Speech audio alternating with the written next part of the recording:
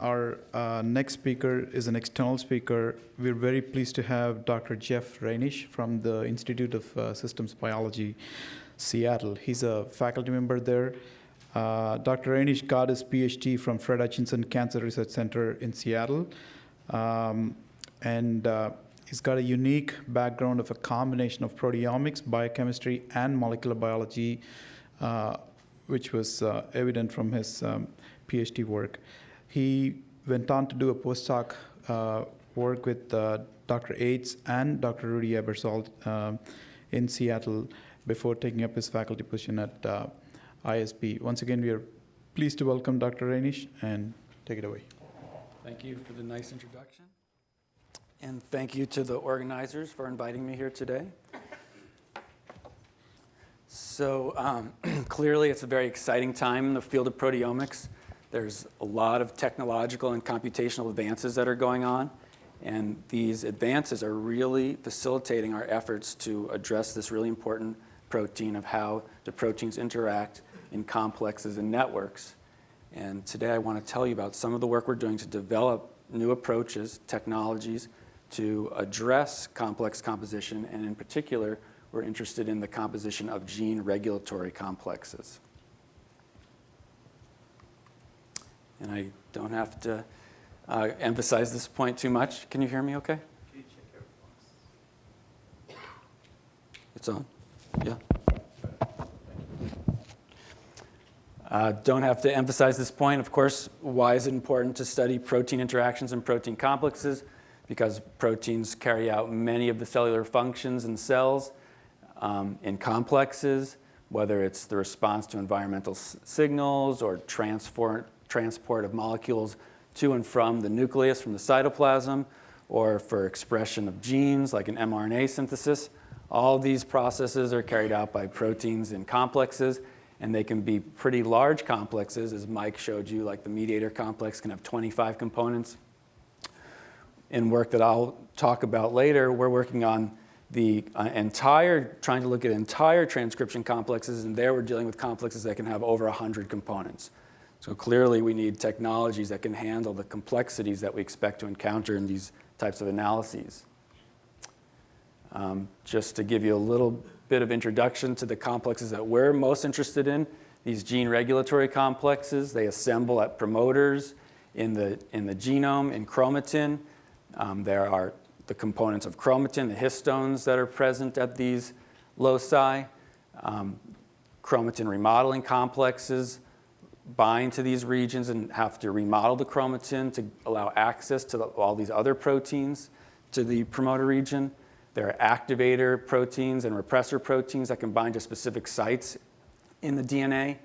They are thought to be able to recruit other molecules like coactivators and components of the core transcription machinery to eventually set up a system where the RNA polymerase can begin to initiate RNA synthesis under the right signals. And so this is just a map of some of the information that we know about the types of protein interactions that are involved in gene regulation. Clearly, you can see that there are a lot of proteins involved in here. Over 200 DNA-binding transcriptional regulators are known to function in regulating transcription in yeast cells. In mammalian systems, it's probably going to be more like 1,000 DNA-binding transcription regulators. And these regulators have to interact with all these other components that carry out some of those functions that I described in the previous slide, whether it's chromatin remodeling or actually the core transcription machinery. So lots of interactions, and technology is really required to be able to track all of these interactions.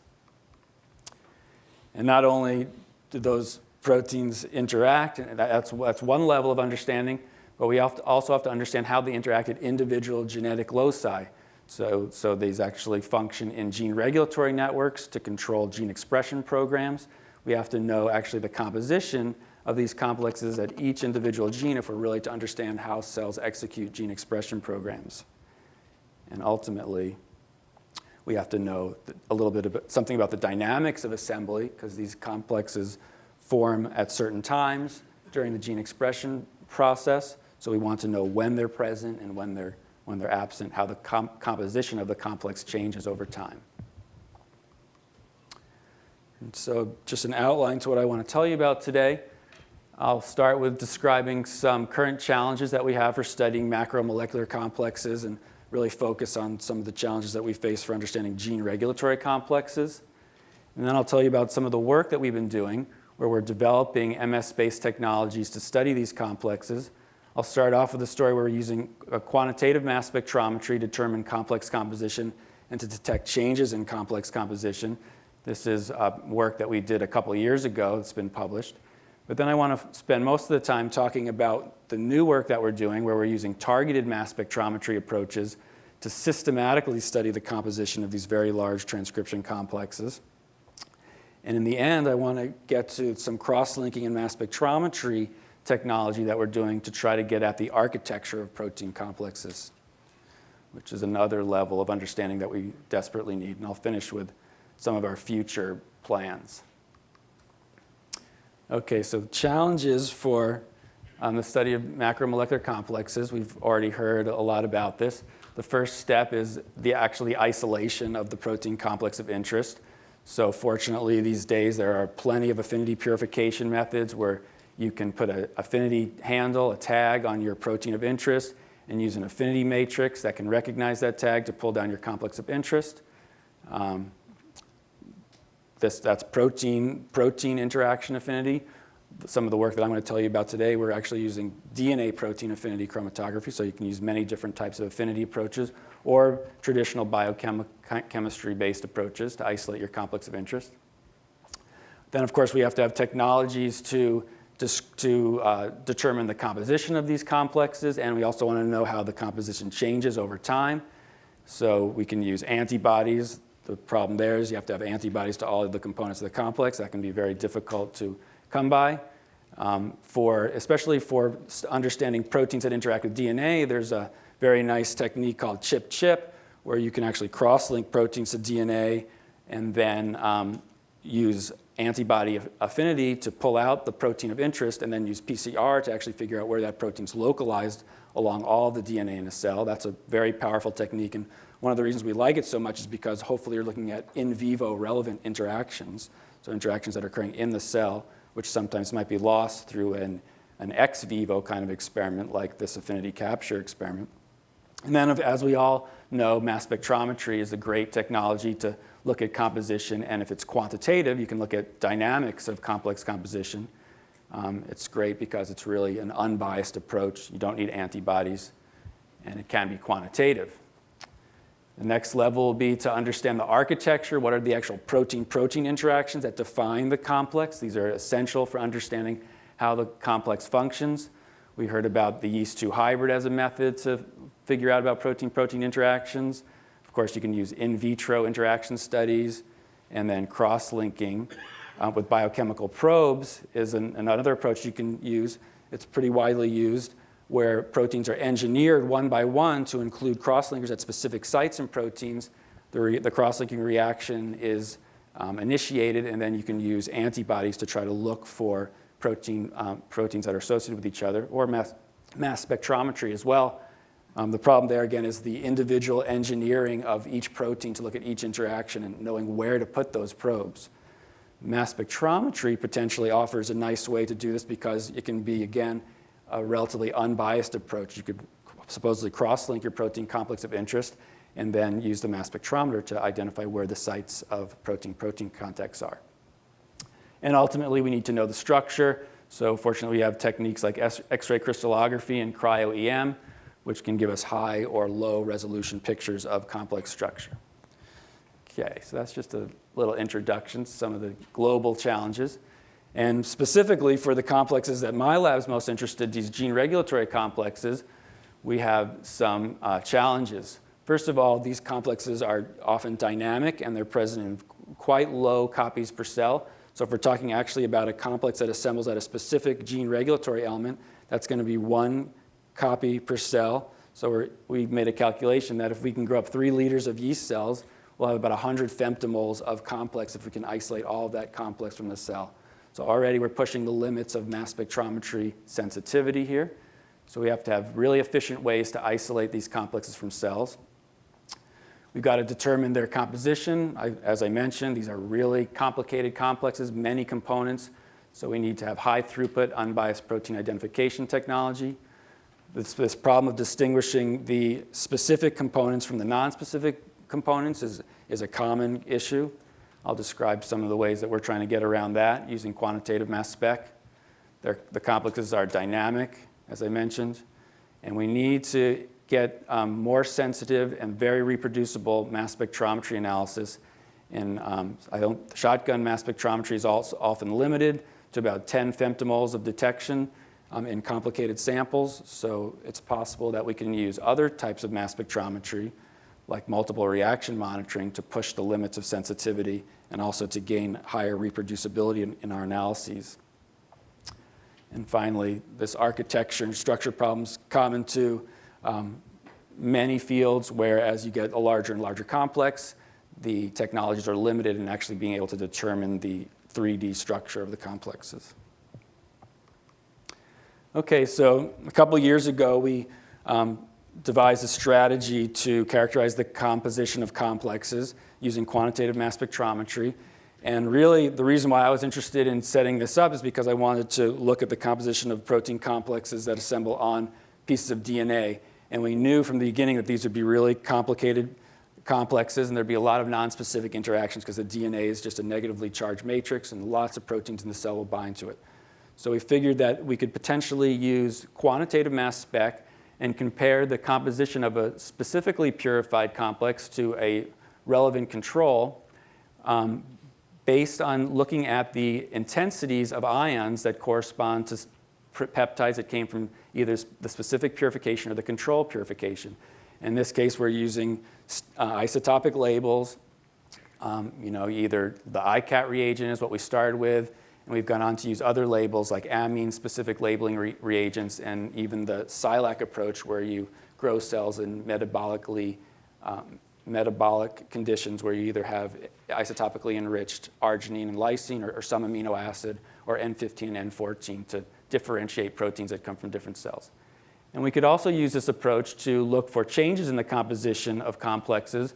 And here we simply are going to compare the composition of complexes purified from cells grown under different conditions, perform the isotopic labeling to differentiate the proteins that come from the two samples, prepare the samples for mass spectrometry analysis, and then look at the abundance ratios of the peptides that we know came from either sample because they're isotopically labeled, and try to determine whether or not they're enriched in either the condition 1 or condition 2. And so one of the first experiments we did was we assembled proteins from a nuclear extract, yeast nuclear extract, onto a core promoter, the His4 promoter. And we wanted to see if we could define the composition of this very large complex. We knew from previous lots of biochemical experiments that we could assemble complexes and they were functional in this kind of system. And so to take advantage of the quantitative mass spectrometry approach, we had to have a control to compare to look for specifically associated proteins. And to do this, we took advantage of a mutation in yeast where there's a mutation in the Tata box binding protein. And when you prepare extracts from cells that have this mutation, they have a really hard time to assemble complexes on promoters. But if you add back a recombinant wild-type form of the protein, you can restore complex formation and activity. So we performed this experiment, eluted samples from the beads, isotopically labeled them. This is back in the days when we were using the ICAT reagent, and fractionated the sample into, I think we used maybe 10 cation exchange fraction steps. And then we performed mass spectrometry on all those fractions to identify and quantitate the proteins that are present in the two samples. And we knew that we were getting enrichment of proteins in the presence of the Tata box binding protein, because when we do Western blotting for a number of the known components, we could see specific enrichments of a lot of these components. But still, some of the proteins, like SRB4 and KIN28, were present even in the absence of TBP. So we needed to have a quantitative method to distinguish whether or not they were going to be enriched by the presence of the TBP protein. And if you look at your silver stain gel, we see that the samples are really complex, and you really can't see many differences between the two samples, suggesting that most of the proteins here are not affected by the addition of this Tata box binding protein. And so in the end, after all the analysis, we were able to quantify about 250 proteins in these samples. We used a quantitation algorithm called ASAP ratio that was developed by Jiajun Li at the ISB. And what we saw was if we modeled the distribution of abundance ratios, tried to fit the peak of the most frequently occurring peptide abundance ratio to a normal distribution, we could then calculate p-values as to whether a particular protein with an abundance ratio was likely to be part of this unenriched fraction. So using a p-value of less than 0.1 and an enrichment ratio of greater than 2, we were able to find 57 proteins in this category, and 47 of those proteins are known components of the core transcription machinery. So we did a reasonable job in identifying about 70% of the known components of this very large transcription machinery. Also within this pool, so there are 10 other proteins. 5 of the proteins had annotated roles in POL2 transcription, makes sense. Other factors that are involved in the transcription process would co-purify in a specific way. And this left 5 potential new components. And at this point now, we've confirmed 3 of them as new components of the transcription machinery. And I'll just briefly tell you about some of the work that we did to follow up to verify that they were new components of the transcription machinery. I just also want to say that we collaborated with Alexei Nezhvisky, who's here today, and he had an approach using expectation maximization mixture modeling to analyze the abundance ratios that we see here. And the nice thing that came out of this was we could actually see subcomplexes based on classification of their abundance ratios using this approach. So we could actually see known subcomplexes that associate with this complex by doing this kind of analysis, which is pretty useful information if you want to try to understand more about the architecture of the complex. And just a quick sidebar here, I wanted to say that we also have used other isotopic labeling methods using amine-specific labeling reagents. One is this reagent called N-isotag that Weilin Zhou developed and described a couple years ago. It's basically an isotopically enriched or normal leucine that can be covalently attached to amine groups and proteins. It's Bach protected, so after you do the reaction, you can remove the Bach group and restore the charge on the modified amine groups. Or the iTrack reagent, which is pretty popular, where you can do MS2-based quantitation. And basically, just what I wanted to show you was using these amine labeling reagents, we're able to get much better coverage of the components of this complex. We're getting close to 95% coverage of the known components of this complex compared to when we were getting 70% coverage using ICAT reagents. So we can do better by using amine-specific labeling approaches. I just wanted to tell you about 2 of those proteins that we confirmed from that initial study on the transcription initiation complex. One of the proteins that we identified that was enriched in the presence of the TATA binding protein was this protein called TFB5.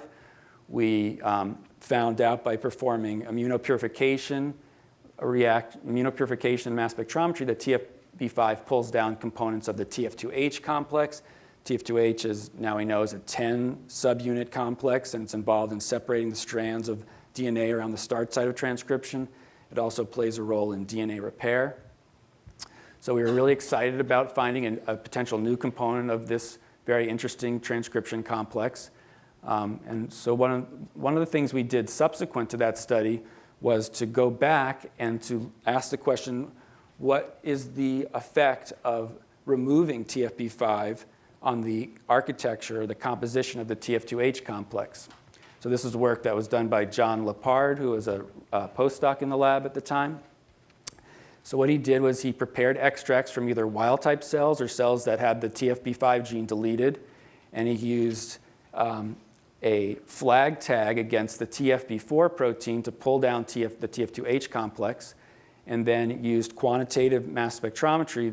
These proteins were labeled using SILAC, so they're labeled with either isotopically heavier light arginine and lysine, and compared the abundance of the known components of TF2H by mass spectrometry. And what you can see is that all of the core components, TFB1, 2, 4, and SSL1, were basically present in the same abundance ratios in the 2 purifications, but SSL2 was markedly reduced when TFB5 was absent from these experiments.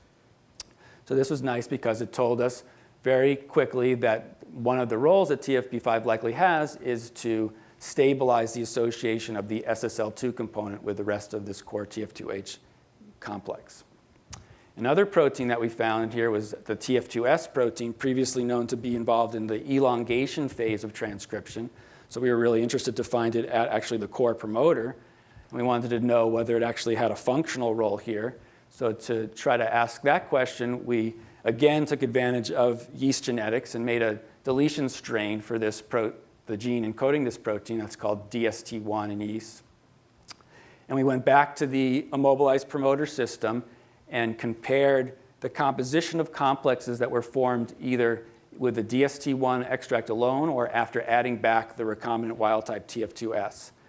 And after doing the quantitative mass spectrometry, I think here we used ICAT again.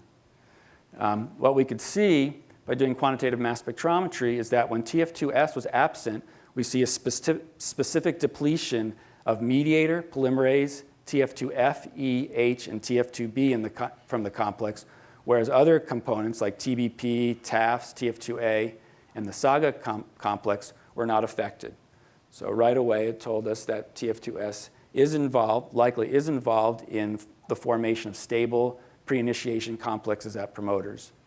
So this was a nice confirmation of our initial observations where we found it in the pre-initiation complex.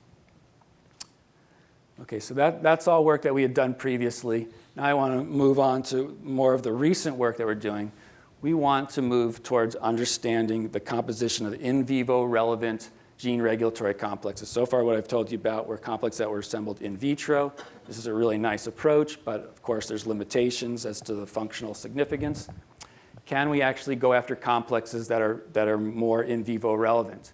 We know we're going to have major challenges because these complexes are present at really low levels and they are dynamic. So we're going to have problems in trying to isolate these complexes and detecting and quantifying the components that are present here. So first, about isolation. We have been collaborating with colleagues at the Hutch, Toshi Tsukiyama and Sue Biggins over there, and they've developed a system using mini chromosomes. These mini chromosomes are stably maintained in yeast cells, and they contain two important elements. The first one is a binding site for the lac repressor protein, and the lac repressor protein is flag tagged and co-expressed in these cells that harbor these mini chromosomes. They also can contain a functional element of interest. So we're interested in looking at what proteins associate with specific gene regulatory elements. We are cloning different gene regulatory elements into these plasmids. And then the idea will be to use flag affinity purification to isolate these mini chromosomes directly from cells and then take them to the mass spectrometer and use quantitative mass spectrometry to try to look for proteins that specifically associate with the mini chromosome element compared to a control. And one control could be a mini chromosome that just lacks the functional element. I'll tell you about another study after this where instead of looking at comparing plasmids that either have the functional element or lack it, we actually compared functional element with LAC-O to functional element lacking the LAC-O sites. Just another way to have a control experiment. We're also hoping to use this approach to look at changes in complex composition, which we could do by just growing cells under different conditions, isolating mini chromosomes from cells grown under both conditions, and then performing mass spectrometry. I forgot to say that we'll likely use a SILAC kind of isotopic labeling strategy to do the quantitative mass spectrometry for these approaches. And so I think we're on the way to doing this because in a recent study where we collaborated with Sue Biggins and Bungo Akiyoshi, the graduate student, we looked at complexes that were formed on these types of mini chromosomes isolated directly from cells. And so Sue Biggins' lab is interested in the kinetochore, this complex that's responsible for separation of chromosomes during mitosis. It's known to contain 38 core components. And so what Bungo did was to prepare protein complexes that were associated with mini chromosomes, either from cells that had this lac repressor binding site on the plasmid or from cells carrying a plasmid that had the lac repressor binding site mutated. we needed to do this kind of comparison rather than just plus and minus the binding element, the centromere element, because when you mutagenize the centromere element, this mini chromosome goes to very high copies in cells. So our numbers would be skewed. Okay, so we went and did this experiment, combined the samples after affinity purification, performed SCX fractionation offline. I think we collected 6 fractions, and then analyzed each of those fractions using an Orbitrap mass spectrometer. And you can see over here on the left that the samples are, again, quite complex, really difficult to see any differences in the composition of the complexes, as you might expect.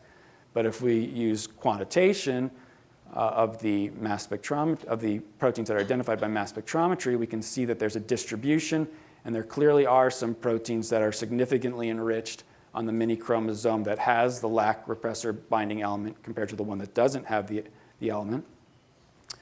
We were actually able to identify 35 proteins of the 38 known kinetochore proteins that were enriched greater than 3-fold.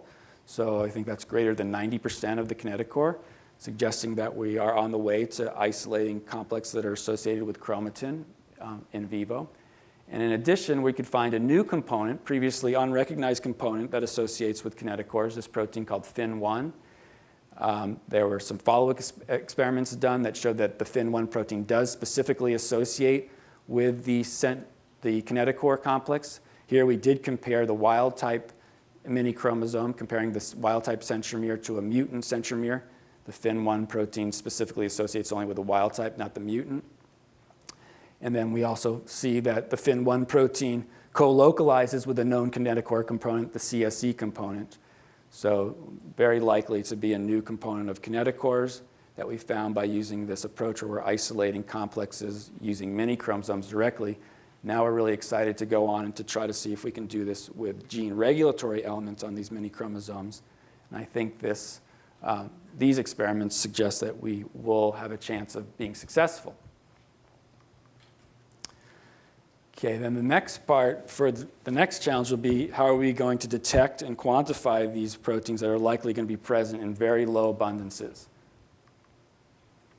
So another way to do mass spectrometry compared to shotgun mass spectrometry is to do targeted mass spectrometry, where you instruct the mass spectrometer to specifically look for peptides that are diagnostic of proteins of interest. So here we're removing the well, in one form, shotgun mass spectrometry is really nice because it's unbiased. You let the mass spectrometer sample the sample, and if it has a very high sampling rate, then you can see thousands of peptides and proteins in the sample. In this case, we're going to tell the mass spectrometer to specifically look for peptides that we're interested in, so the mass spectrometer will be able to actually spend more time acquiring data for these peptides of interest. And in that way, potentially has a higher sensitivity than shotgun mass spectrometry, as well as a higher reproducibility because we're just going to look for things that we're interested in. And so briefly, the way this will work for multiple reaction monitoring mass spectrometry is we're using a triple quadrupole mass spectrometer, where in the first mass analyzer, you set the quadrupoles to only allow passage of peptide ions of a specific M over Z. Those peptides are fragmented in the second quadrupole. And in the third quadrupole, we only allow passage of specific fragment ions corresponding to this peptide of interest. And so we can monitor the ion abundance of this fragment ion as it elutes off the reverse phase column and is detected by the mass spectrometer. Of course, you want to have confidence that the signal you're seeing is actually related to your peptide of interest. One fragment ion perhaps wouldn't be very convincing to you. So it's best if you can monitor multiple fragment ions that you know correspond to your peptide of interest, and they should all co-elute exactly in the mass spectrometer for you to be confident that this peptide is actually the one that you're looking for. So it's a nice technique because it has this very high specificity. We're using 2 levels of mass selection to confidently identify our peptides. We've got selective scanning and a short duty cycle. So this means that the mass spectrometer is spending a lot of time looking for things we're interested in. Our sensitivity is going to be higher. we can go to the low attomole range in sensitivity compared to this femtomole range that's typically reported for shotgun mass spectrometry. And so this is work that's been carried out in a collaboration with Rudy Aebersold and Hamid Mirza. Here's Hamid. He's a postdoc in Rudy's lab, and now he's joined my lab. So we're really interested in these gene regulatory complexes through a lot of extensive proteomics analysis. We know that there's approximately 450 proteins that are likely to be found associating with these gene regulatory elements. So we devised assays for these 450 proteins. They include the 220 approximately DNA binding regulators, co-regulators, the core machinery, chromatin modifying complexes. We had to choose specific peptides so that we could monitor these. So we choose first proteotypic peptides. These are peptides that uniquely identify the protein of interest. They're not found in other peptides in proteins in the proteome. We needed to know whether or not they were observable. So we either generated MS data from some of those affinity purified complexes that I described previously using those immobilized templates to pull down complexes, or from other affinity MS experiments. We also took advantage of the Peptide Atlas, which is a repository of MS data from hundreds of mass spectrometry analyses. And we used computational prediction, peptide sieve, in cases where there was no observation of peptides from proteins that we're interested in from previous data. We tried to select 3 to 5 peptides per protein. We want to monitor for multiple peptides to have higher confidence in the identification. And the other really important part of this, I sort of alluded to when I mentioned the coelution of these fragments, is in order to be confident, we're only looking for a few fragments per peptide, and the mass accuracy of these triple quadrupoles isn't like an FT instrument, an Orbitrap. So we're typically using mass windows of about 1 Dalton. So many peptides can get through, and actually many peptides can get through that have the M over Z of the peptide and its transition that you're looking for. But the other piece of information we use is we use retention time information. So Hamid spent a lot of time actually measuring really accurately where these peptides elute in the mass spectrometer, and we either used peptides that were derived from these affinity purified samples, or we actually synthesized many, many peptides to actually do this mapping. So we have retention time information, and we have the fragmentation information to know that these peptides are the ones that we're looking for. And of course, it's important to, if we want the sensitive analysis, we want to choose the fragments that are going to be most likely to show up. So we have culled the data to look for the most intense ions to monitor. And so now we have, after doing all these things, we've got assays for 420 proteins of these gene regulatory proteins. This corresponds to about 1,500 peptides with their retention times. And in terms of transitions, we've got over 4,000 transitions. We're typically using 3 transitions per peptide. And we have assays for the majority of proteins. We have 3 or more peptides to monitor for each protein. And you can see that we have nice assays for most of these interesting transcriptional regulatory proteins that we're interested in, especially these DNA binding regulators. And I want to tell you now about how we've just started to apply these assays to try to define the composition of gene regulatory elements, specifically looking for the potential regulators that bind. So to do this, we needed to choose a good model system. And our model promoter for these initial studies is the Flo11 promoter. Flo11 is a cell surface glycoprotein that's expressed in yeast cells. And it's important for cells to adhere to each other and to invade the medium under certain conditions. The conditions when they do this is when nutrients become limiting. The cells sense that through a number of signaling pathways that ultimately impinge on transcription factors, like these ones, that are known to bind to specific regions along the promoter for the Flo11 gene to either turn on the gene or to keep it off.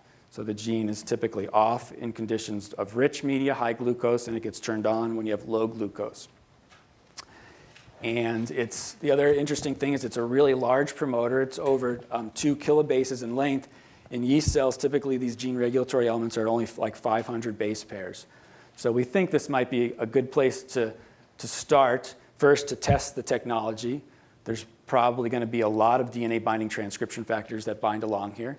And secondly, it's possibly a good model for understanding gene regulation in higher organisms where these gene regulatory elements are similar size and even larger.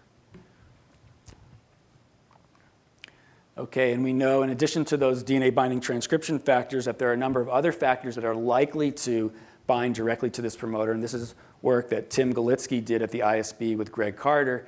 And here that they took advantage of deletions in a number of yeast transcription factors and performed microarray analysis to come up with this network of proteins that interact. These are all transcription factors that interact to control expression of Flo11. And they were able to hypothesize that some of these proteins actually directly bind to the Flo11 promoter by integrating information from chip-chip studies or from motif scanning studies along with the microarray studies. So there's all these proteins that are colored yellow actually are, that's not true. All the proteins that have yellow arrows that are directly touching the Flo11 are thought to be potential direct DNA binding regulators of this protein, of this gene. Okay, so the way that we're going to apply these assays is very similar to the way that I described previously, where we're doing the in vitro capture experiments. So to do this, we are going to take 200 base pair regions of this very long promoter, this more than 2 kb promoter, immobilize them onto a magnetic bead, and then prepare extracts from cells that are grown under conditions of glucose depletion, conditions where we know this gene's turned on. Hopefully the proteins that are active in turning the gene on under these conditions will be present in the extract, and we can capture them on this template. And we will compare the proteins that are pulled down on this template with a control. And for the control, we took a mixture of DNA elements that correspond to intergenic regions from convergently transcribed genes. So these are elements that are not thought to have any role in gene regulation because they lie at the end of 2 transcribed units. So it's hard to actually find a really good control for this kind of experiment. The best kind of control probably would be a mixture of all the DNA elements from the genome, but that's hard to get in an easy way. So this is the way that we set up the experiment. After capturing the proteins, they're combined, prepared for mass spectrometry analysis, and then we perform MRM using a Q-trap triple quadrupole, this time just looking for about 220 known DNA binding transcriptional regulators.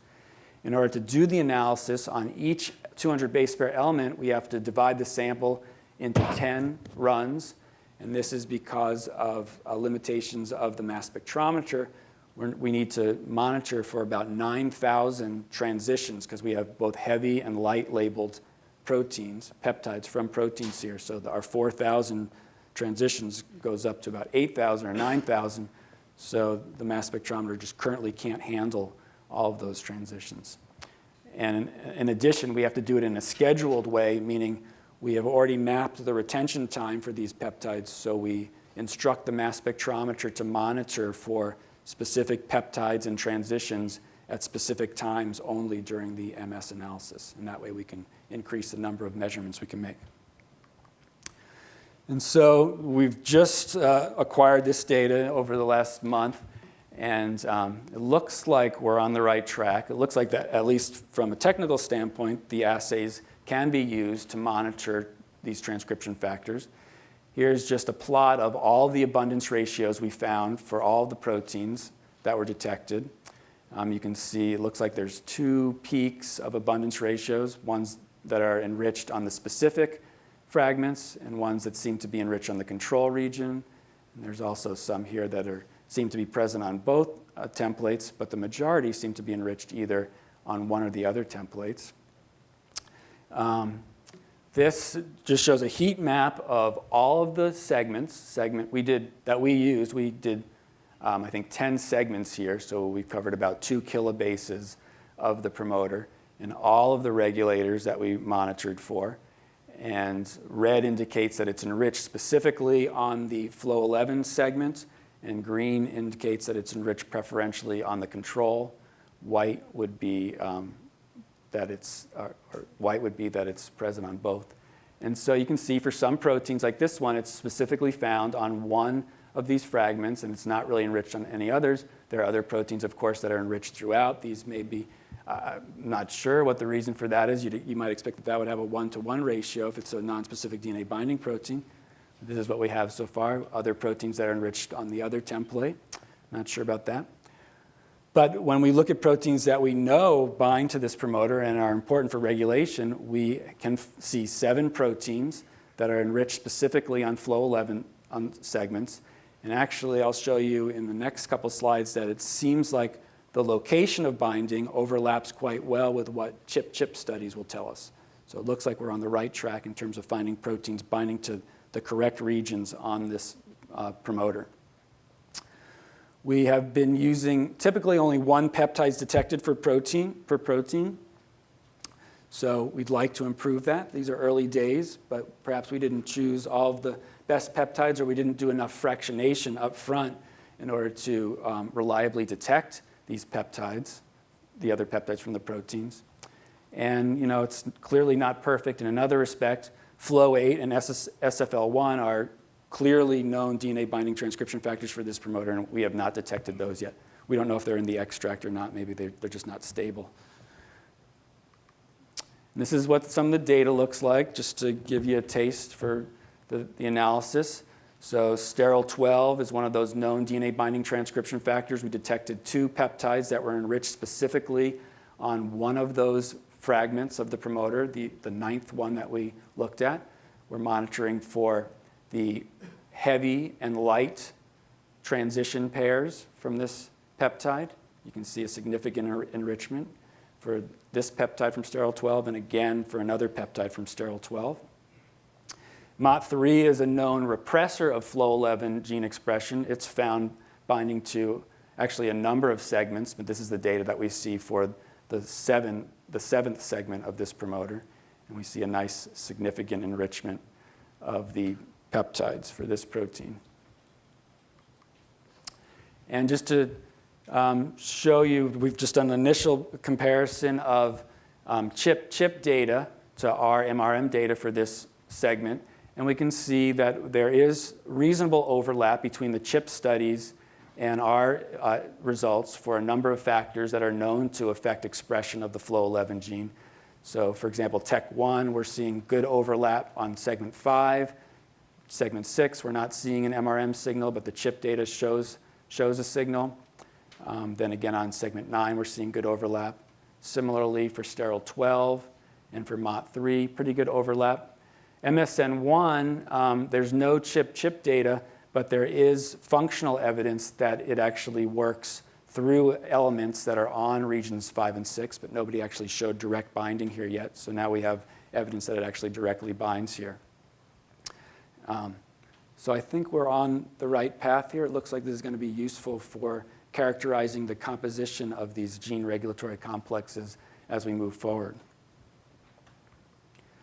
What we're going to do now is try to integrate data from multiple data sources, including the chip data, motif scanning, this molecular genetic interaction network data that I mentioned, and our data to try to prioritize candidates for subsequent follow-up experiments to see whether we can actually find functional DNA binders for flow 11 gene.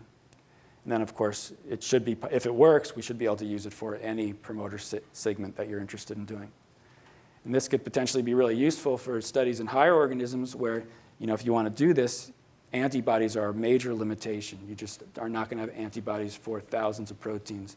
A sensitive mass spectrometry approach like this could be really useful for that kind of study, as well as lots of other proteome measurements. Okay, so the last thing I want to talk about is our efforts to try to get at the architecture of protein complexes. What are the protein-protein interactions that are present in these macromolecular complexes? It's a difficult piece of information to get, especially because high-resolution approaches like X-ray crystallography often aren't up to the task of determining 3D structures for larger complexes. So some of the features of cross-linking combined with MS, we can derive spatial constraints on the location of two amino acids within a protein or between proteins in a complex. This information, as you can imagine, is going to be quite useful for modeling the structure or architecture of the complexes. It can also be useful for designing expression constructs for if you want to do crystallization trials. So if you find that there's two specific regions that are likely to interact based on your cross-linking studies, then you might want to focus on those regions for the expression experiments. Another advantage of the approach is that you can use relatively small quantities of partially purified samples, no need for crystallization. The key challenges that we're finding and others are finding is that it can be really difficult to detect these really low abundance cross-linked peptides in the complex samples. Often cross-linking efficiency is just not as good as you'd like. And actually, the interpretation of the fragmentation spectrum can be quite difficult. So how do you actually identify these cross-linked peptides that you see in the mass spectrometer? So we designed a new cross-linker that has an MS label bond for cross-linking proteins in complexes. And this is work of Jay Lowe here. He's a research scientist in the lab. He has done a lot of work to try to get this up and running. And I think he's making some quite good progress. We'll see what you think. So this reagent contains a number of functional groups. There's a biotin affinity handle to enrich the cross-linked peptides after the cross-linking reaction. So hopefully you just have cross-linker modified peptides in the end. There's two reactive groups. These pentafluorophenyl groups specifically react with amine groups similar to NHS ester groups here and here. And there's this MS label bond, which is a RINC group, which fragments under low energy in the mass spectrometry. It fragments preferentially to the peptide bond during mass spectrometry. So the idea is to apply this to proteins or protein complexes, get the cross-linking, digest the peptides, proteins into peptides, and go on to mass spectrometry. And by doing 3 phases of mass spectrometry, an MS3 experiment, hopefully we can identify peptides that have been cross-linked to each other. And I should say that Jim Bruce actually has published a series of cross-linkers that also employ MS label bonds. They have different structures and they behave slightly differently, but he really provided the idea to go about and design this type of reagent, at least to us. And so the workflow, as I just mentioned, you have your cross-linked peptides introduced into a mass spectrometer, like an Orbitrap mass spectrometer that we use. In the first MS2 event, the MS label bond is broken, giving you the 2 peptides that were previously cross-linked. And then for MS3, you hopefully can select each of these cross-linker modified peptides to get fragmentation spectrum, then use a database search algorithm like sequest to identify actually the peptide sequence. Then you know that these 2 peptides must have been derived from the same precursor because they came from this, the same MS2 event. And our workflow is depicted here, where we take a purified or partially purified protein complex, expose it to the cross-linker, get a large mixture of cross-linker modified and unmodified peptides, mostly unmodified peptides. We do a C18 purification step just to clean the sample up and to concentrate it. The sample then goes over to Avidin to select for just the cross-linker modified peptides. So this is going to be peptides that are actually, inter-peptide cross-links as well as just monolinks. Peptides are just modified with the cross-linker alone and no partner. We do cation exchange fractionation to simplify the complexity of the sample and then go on to the MS3 analysis for identification of cross-links and monolinks. And then hopefully in the end, we can use the information to create a linkage map, which gives us an idea of potential protein-protein interactions. And so here's what some of the data looks like. In one of our first tests, we used the transcription factor TFIIE, which is a heterodimer. This just shows you that we can actually detect a cross-linker modified peptide here, depicted by the M. It's got a mass of 859. It's a 5+ ion. In the first MS2 event, we detect 2 peptide ions that are derived from fragmentation of 849. We can calculate that their combined mass adds up to the mass of the original peptide. And then each of these peptides, it's important that these peptides are the most abundant peptides in the spectrum, right? So it's really important that this RINC group that's incorporated into the crosslinker breaks preferentially, because if you had other peptide ions here, you have a limited time to do this selection of peptide ions. So you really want the mass spec to select these peptide ions on the first pass. And here you can see fragmentation spectrum that was derived from each of these peptides. After database searching, we find they come from, one peptide comes from one of the subunits, and the other peptide comes from the other subunit. And in the end, Jay was able to identify 10 interprotein crosslinks in the TF2E protein, 7 intraprotein crosslinks, and numerous monolinks. Here's the linkage map you can see. There's no high-resolution structural information for this protein complex, so it's difficult to assess the significance of the crosslinks. There are some protein domains that we do have high-resolution structure. There's a domain here for the winged helix 1 of TFA2, and we identify a crosslink here that is in the structure. The residues are 11 angstroms apart from each other, so it looks like we are identifying at least some crosslinks that are biologically meaningful. And also, we see good overlap between known dimerization domains in the TFA1 and TFA2 protein with sites of crosslinking. So I think we're on the right path here to being able to identify sites of protein interactions. We have now gone on to do a more challenging project, is to look at the RNA polymerase II complex, 12 subunits. Mike gave a nice introduction to RNA polymerase II. Crystal structures known, so we can validate whether or not the crosslinks we see make sense. And so we started with a preparation that had 100 picomoles of a affinity purified polymerase complex. We used a flag tag and then a his tag to pull it out, so two-step purification. And indeed, we are able to detect a number of crosslinks, 5 interprotein crosslinks, 15 intraprotein crosslinks. These involve 5 of the 12 subunits of the polymerase. And when we map those crosslinks onto the structure of polymerase, there's an example of some of those crosslinks is shown here.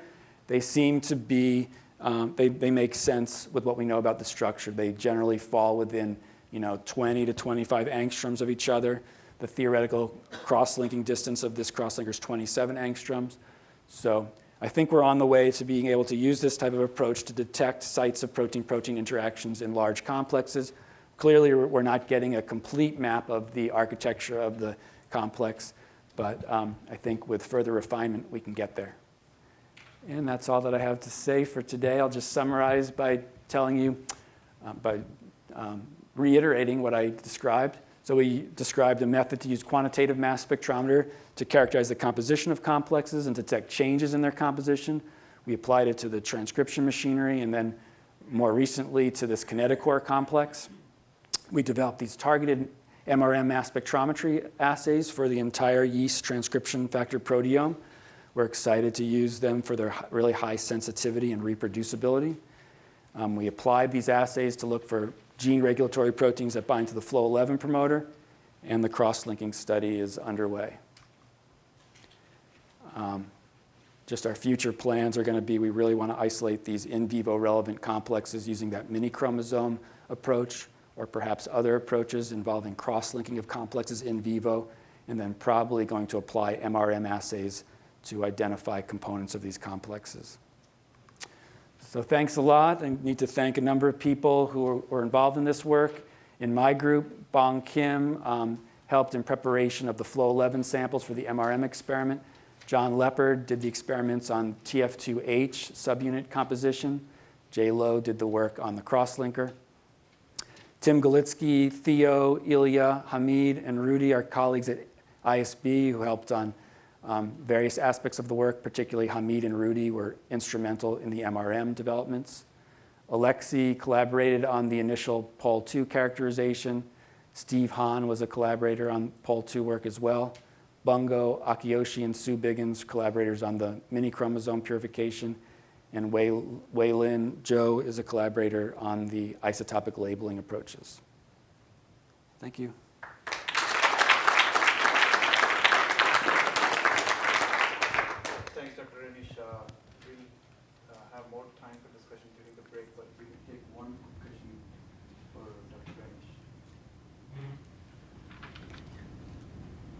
At what stage are you introducing the crosslinker in the cells?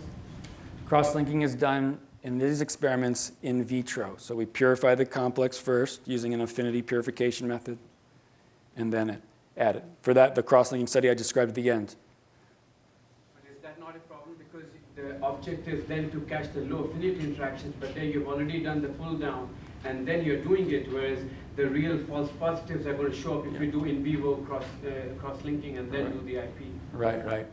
So for those kinds of studies, that's separate. I thought you were talking about the protein-protein interaction mapping. But for the studies you mentioned, yeah, I think it's going to be important to cross-link proteins in cells and then isolate them. And people have published a number of studies now using, say, formaldehyde cross-linking and then subsequent affinity purification mass spectrometry to try to get at this point of trying to find more in vivo relevant interactions. I think that's a really important future direction for us to continue to develop technologies that allow for a robust identification of proteins after cross-linking or some kind of approach to stabilize protein complexes from cells. But this is strictly for topology then, once you have a complex? Yeah. I just have a question on the kinetochore work that you showed. The complex is the two gel strings that were shown. Yes. Is that 100 femtomole work, did you say? On isolation of the in vivo work. Well, we started with 5 liters, and if you believe my calculation, from 3 liters, I calculated 3 femtomoles of a single copy genomic loci. So there should be, in the hundreds of femtomole range of purified complex in that sample.